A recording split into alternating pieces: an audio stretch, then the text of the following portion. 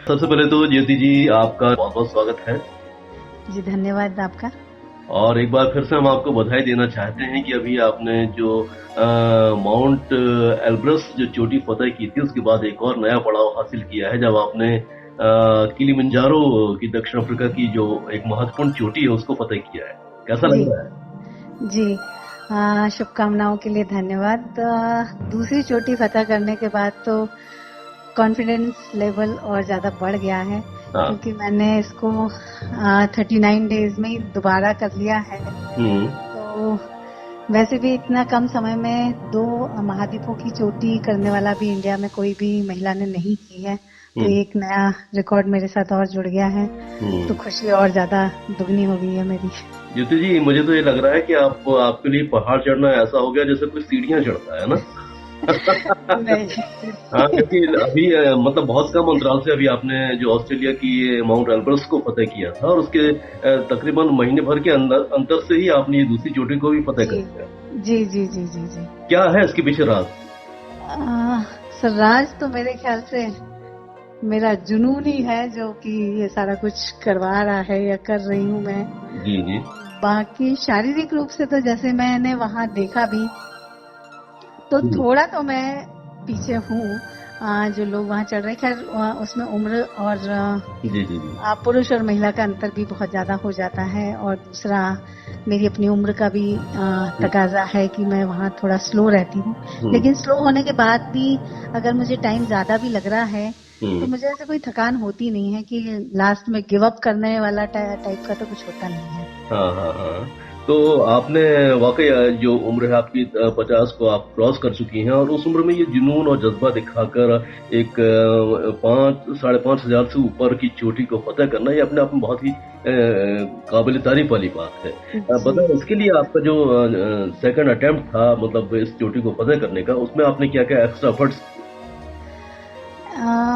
Actual में second वाले में भी ऐसा एक्स्ट्रा एफर्ट का तो कुछ था नहीं। मतलब जो मेरी पहले की तैयारियां थी, उन्हीं तैयारियों में मैंने इस दूसरी चोटी को भी फतह कर लिया, क्योंकि बीच में मुझे कुल मैं वहां से लौटी हूँ 18 को, और यहाँ फिर मैं 8 को चली गई हूँ, तो मुश्किल से मुझे 15 से 20 दिन ही मिले थे। और वो 15 से 20 दिन मैंने अपनी रिकवरी के लिए ही हो पाई मेरी। मैंने कोई अलग से एक्स्ट्रा उसके लिए तैयारी नहीं की थी। जी। पहले वाली ही तैयारी जो मेरी थी, वही तैयारी इसमें काम आ गई। हम्म। और ये 2 को मेरा एक साथ करने का एक मकसद ये भी था कि जब आप एवरेस्ट जाते हैं, तो एवरेस्ट का पूरा जो है टाइम वो 2 से ढाई महीने का होता है, और 2-2.5 महीने तक लगातार आपको वहाँ बार बार क्लाइंबिंग करना रहता है, उतरना चढ़ना उतरना चढ़ना। तो हम्म। ये मेरे लिए टेस्ट टाइप था मेरे अपने लिए, कि क्या मैं एवरेस्ट कर पाऊंगी। तो जब मैंने ये दोनों चोटियां एक महीने के उसमें कर ली, तो फिर अब मेरा कॉन्फिडेंस बढ़ गया है कि हाँ, अब शायद मैं एवरेस्ट ज्यादा अच्छे से कर पाऊंगी, कि मेरा शरीर इस लायक है कि वो इतना सब कुछ झेल सकता है। बिल्कुल, आप वो फतह कर पाएंगी एवरेस्ट जी को भी, क्योंकि आपने 2 ऐसी चोटियों को पार किया है जो वाकई ऊंचे, जिसकी ऊंचाई काफी है। तो जी। आप जब आप किलिमंजारो पर पहुंची, तो उस समय वहाँ का क्लाइमेट कैसा था, वहाँ का वातावरण कैसा था, और वहाँ का जो माहौल था वो कैसा था?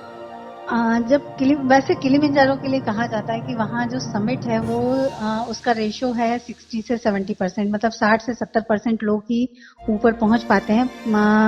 क्योंकि एक तो वहाँ का मौसम जो है बहुत ही ज्यादा ठंडा है। हम्म। समझ लीजिए आप सूखे रेगिस्तान में हैं, जो कि बहुत ही ज्यादा ठंडा है। जी। और हवा की रफ्तार भी काफी ज्यादा तेज रहती है, कि जब आप चल रहे होते हैं तो मतलब मैं जब चल रही थी टॉप पे पहुंचने के बाद में भी करीब 3-3.5 किलोमीटर, जो लास्ट टॉप पॉइंट था वो 3.5-4 किलोमीटर था। हम्म। वहां तक पहुंचने में मुझे 2 घंटे लग गए, क्योंकि हवा की रफ्तार और ठंड इतनी ज्यादा थी। माइनस करीब 29 डिग्री टेम्परेचर था, हम्म। और हवा की रफ्तार ऐसी थी कि पैर उठा रहे हैं तो पैर हवा में दूसरी तरफ को जा रहा था। या हम अपनी जो था ट्रैकिंग पोल उठाते थे, तो वो 2 से 3 फुट की तरफ हवा से दूर चला जाता था, फिर उसको खींच के नीचे रखना पड़ता था। हम्म। तो ऊपर तो काफी ठंडा और काफी ज्यादा तेज हवाएं थी। किलिमंजारो का दूसरा ये था, क्योंकि वो रेगिस्तान जैसा है, तो उस पे रेत पे ही आपको चलना है, तो कुछ ऐसा लगा कि जैसे बर्फ पे चलना शायद आसान हो सकता है बजाय कि रेत पे चलना। रेत पे आप चल रहे हैं, एक तो वैसे ही आप प्लेन रेत पे चलेंगे तो भी आपको काफी एफर्ट लगता है, जी। और इसमें आपको रेत पे चढ़ाई चढ़नी है। हम्म। मतलब चढ़ते हुए भी आपको पूरी रेत मिल रही है कि आप एक कदम ऊपर चढ़ा रहे हैं तो आधा नीचे आ रहा है। तो हम्म। वो एफर्ट तो काफी लगा, और वहाँ माहौल तो अच्छा था, हम्म। लग भी अच्छा रहा था। पहुंचने के बाद तो मेरी सारी थकान दूर हो जाती। जब भी मैं किसी चोटी पे पहुंचती हूँ तो जी। फिर तो मैं बहुत मतलब रिलैक्स महसूस करती हूँ कि मुझे लगता ही नहीं है कि चढ़े हैं तो जी। कुछ थकान है। तो ये जबकि जब मुझे आपने चढ़ने में 12 घंटे लगे थे, तो रेत पर 11 जब घंटे चल थे। रही थी तो आपने बताया कि उसमें भी कठिनाई होती है, तो वहां पर कहीं आपका कदम डगमगाए तो नहीं? नहीं, कदम डगमगाने दिए नहीं। डगमगा तो सकते थे लेकिन डगमगाने दिए नहीं। जी, जी। जी अच्छा, ये जो आपने ऑस्ट्रेलिया की माउंट एल्ब्रस चोटी पर आप पहुंची थी और उसके बाद जब किलिमंजारो पर पहुंची हैं, तो जी। दोनों डिफरेंस आप क्या पाते हैं? एक तो एल्ब्रुस की हाइट भी कम थी, तो वहाँ फिर आपका जो रहता है हाई एल्टीट्यूड वाला, वो उतना ज्यादा इफेक्ट नहीं करता है। इसकी हाइट ज्यादा है, 5,895 है ये, हम्म। और वो 5,600 थी। जी, तो जी। एक तो हाई एल्टीट्यूड का बहुत ज्यादा फर्क पड़ जाता है कि जैसे जैसे आप हाइट पे जाते हैं ऑक्सीजन कम होती जाती है, हम्म। और ये तो पूरा रेगिस्तान था तो यहाँ तो ऑक्सीजन की और भी ज्यादा कमी थी। हम्म। तो सांस तो फूलती है, हम्म। पर आप अगर धीरे धीरे चलते जाते हैं तो ऐसा कोई बहुत ज्यादा वो नहीं लगता है। लेकिन हाँ, फिर भी एल्ब्रुस से किलिमंजारो मुझे ज्यादा टफ लगा, हम्म। क्योंकि एक तो इसकी लंबाई बहुत ज्यादा थी। जी। मतलब डेली हमको करीब 11, 12, 17, 15 किलोमीटर ऐसे चल के ही ट्रैक को कंप्लीट किया था हमने। जी, जी, जी। और लास्ट डे जो मेरा जाना और आना था वो करीब 29 किलोमीटर था, हम्म। जो कि मतलब लगातार हम रात को 12:30 से चलना शुरू किया था, तो हम जो लास्ट डेस्टिनेशन था वहाँ 11:30 बजे रात को पहुंचे थे। तो 23 घंटे लगातार वॉकिंग किया है। और आप ऐसे मौके पर पहुंची थी ज्योति जी जब आजादी का अमृत महोत्सव पूरा देश जी हमारा जी मना रहा था, और जी जाहिर है कि ये जो समय होता है वो भारत जैसे देश में पैदा होने पर गर्व की अनुभूति कराता है। जी जी जी तो जी जी। जो आपके मन में जो भावनाएं थी, जो आपके मन में विचार आ रहे थे, उसके बारे में कुछ बताइए, वो क्या था? वहां पहुंच के तो मतलब वो ये लग रहा था कि बिल्कुल सब कुछ जीत लिया टाइप का लग रहा था। जी। और वहां मैंने जनगण मन गाया। अभी तक किसी ने भी किलिमंजारो पे अपना राष्ट्रगान नहीं गाया है। हम्म। राष्ट्रगान गाने वाली भी मैं पहली महिला हूँ। हम्म। इतने कम ऑक्सीजन में राष्ट्रगान को गाना, ये भी एक बड़ी बात थी वहाँ के लिए। हम्म। पर क्योंकि वो हमारा अमृत महोत्सव था और मैं इस मौके को अपने हाथ से नहीं जाने देना चाहती थी, तो मैंने अपने राष्ट्रगान का भी किया, झंडा भी फहराया हम्म। वहाँ पर। हम्म। और वहाँ हम लोग क्योंकि 75वीं वर्षगांठ थी तो हम 75 फीट का एक झंडा लेके भी गए थे। वाह। लेकिन हो ऊपर हवाएं इतनी ज्यादा तेज थी कि फिर हमने उसको थोड़ा नीचे आके उसको फहराया है। हम्म। तो हम 75 फीट का एक झंडा भी लेके गए थे याद में। जी। अच्छा, तो ये जो मतलब माहौल था आजादी के अमृत महोत्सव का, दक्षिण अफ्रीका में आपने क्या देखा भारत को लेकर? दक्षिण अफ्रीका में तो कोई इस चीज को जानता नहीं था, समझता नहीं था। हम ही लोगों ने वहाँ अपने गाइड्स को और उनको बताया कि ये आज हमारे लिए बहुत बड़ा त्योहार है, हमारा राष्ट्रीय त्योहार है। इसी के लिए हम 15, क्योंकि हम लोगों ने उनको यही कहा था कि कैसे भी करके हमको 15 अगस्त को ही सबमिट करना है, ना हम एक दिन पहले जाएंगे ना हम एक दिन बाद जाएंगे। अरे वाह। तो सारा कुछ फिर उसी हिसाब से सेट किया हम्म। कि हमारा सबमिट 15 तारीख को हो, और हम लोगों ने कर लिया वो। तो अब उस पल को भी बयां कीजिए जो आपके वेलकम में जब वहां पर किलिमंजारो में लोग खड़े हुए होंगे और उन्होंने आपकी हौसला अफजाई की होगी और आपकी इस विक्ट्री पर तालियां बजाई होंगी, कुछ उस माहौल को बयां कीजिए।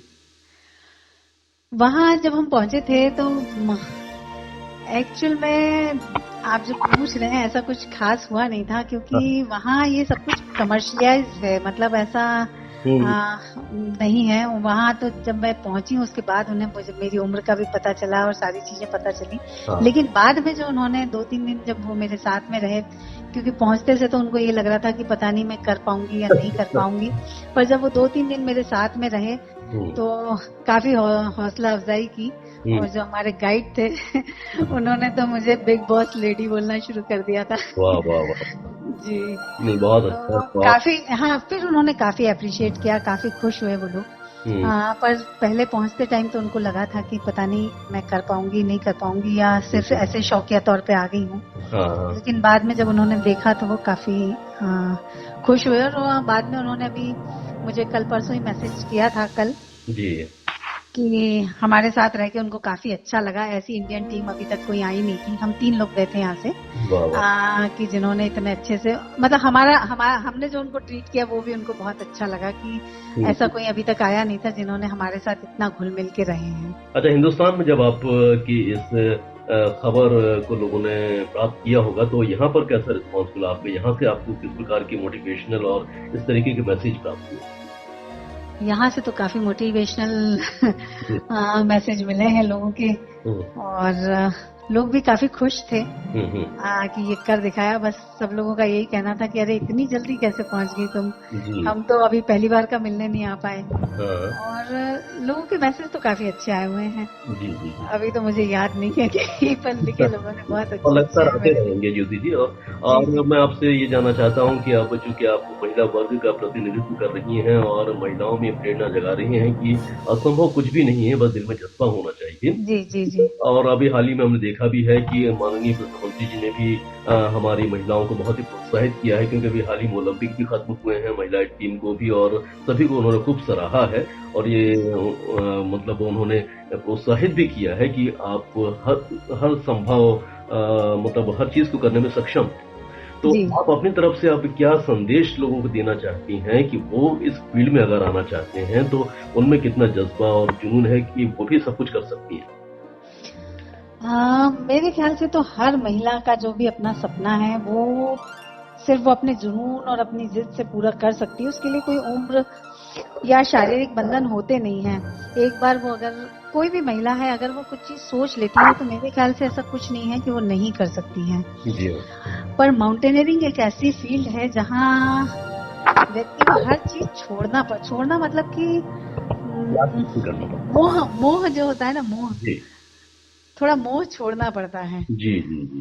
दूसरा मतलब हर चीज का मोह, अपने खुद से भी मोह कि अरे मुझे ये लग जाएगा तो दर्द होगा, ये मोह भी आपको छोड़ना पड़ेगा कि लग जाएगा कोई बात नहीं पर मुझे जाना है। तो माउंटेनियरिंग थोड़ी सी फील्ड अलग है। उसके लिए आपको बहुत ज्यादा मानसिक तौर पे पक्का होना जरूरी है। शारीरिक तौर पे तो अभी भी मुझसे बहुत ज्यादा स्ट्रांग महिलाएं हैं, ये हैं, पर अगर उनको एक ट्रैक पे भी जाने की बोलो तो वो नहीं बोल देते हैं।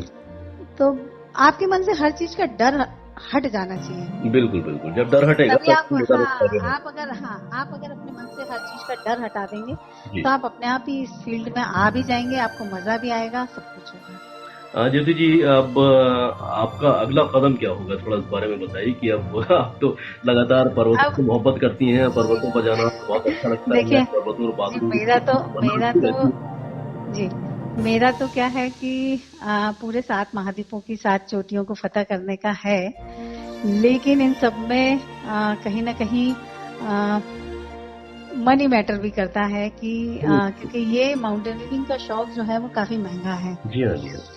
तो अगर सरकार की तरफ से मुझे मदद मिलती है या और भी जो लोग हैं अगर वो मेरी मदद करते हैं तो मैं कोशिश करूंगी कि अपनी 7 चोटियां फतह कर लूं। तो नेक्स्ट कदम तो है कि जो उत्तर अमेरिका का कनका गोवा है वो जाने का है मेरा। पर जैसे ही सब कुछ व्यवस्था होती है तो कोशिश करूंगी कि उसको भी मैं इसी साल में कंप्लीट करूं। चलिए, बहुत बहुत शुभकामनाएं हमारी आपके साथ हैं और जो आपने सोच के रखा है वो और आपका जज्बा बता रहा है कि आप ये भी पता कर लेंगे। जी, धन्यवाद आपकी शुभकामनाओं के लिए। जी, मैं जानना चाहता हूँ कि पर्वतों पर आप लगातार जाती रहती हैं, पर्वतों के आसपास आपका काफी डेरा होता है, क्या सिखाते हैं पर्वत हम? मेरे ख्याल से तो निडर होना ही सिखाते हैं कि आप अपनी बात पे अड़े रहें, अडिग रहें। जी जी जी। तो बस आप भी ऐसी अडिग रहिएगा और लगातार अपने इस जो गंतव्य है उस पर पहुंचने की कोशिश करती रहिएगा। और चलते चलते हमारे सुनने वालों को क्या मैसेज देना चाहती हैं आप, क्योंकि आजादी का अमृत महोत्सव की अब तमाम गतिविधियां शुरू हो चुकी हैं, आप क्या कहना चाहती हैं, वो देश के लिए क्या कर सकते हैं? मेरे ख्याल से देश के लिए तो हर व्यक्ति के उसमें देशभक्ति तो होना ही चाहिए। उसके लिए बहुत छोटे छोटे से काम अगर हम बिना कोई सरकार के ऊपर डिपेंड हुए खुद करना शुरू कर दें, वही एक सबसे बड़ी देशभक्ति है। चाहे वो पौधे लगाना हो, चाहे गरीबों की मदद करना हो, चाहे बच्चों को पढ़ाना हो, इन छोटी छोटी सी अगर हम कामों को खुद से करने लग जाएं तो इससे बड़ी देशभक्ति और कुछ नहीं हो सकती है। और मेरे ख्याल से हर व्यक्ति को ये सब कुछ करना चाहिए। चलिए, बहुत अच्छा लगा ज्योति जी आपसे बात करके, और उम्मीद करते हैं कि आपकी बातें हमारे बाकी श्रोताओं को भी प्रेरित करेंगी और उन्हें भी कुछ ना कुछ आगे बढ़ने का जज्बा उनके मन में बुलंद करेंगी। निश्चित रूप से यदि वो पर्वतों में जाने की ख्वाहिश रखते हैं तो आपका जो मशवरा है उनके बहुत काम आएगा और वो भी कोशिश करेंगे इस फील्ड में जाने के लिए। जी, जो आपने चर्चा की, इतना वक्त दिया, उसके लिए हम बहुत बहुत आभारी हैं। नमस्कार। जी, नमस्कार। बहुत बहुत धन्यवाद आपका।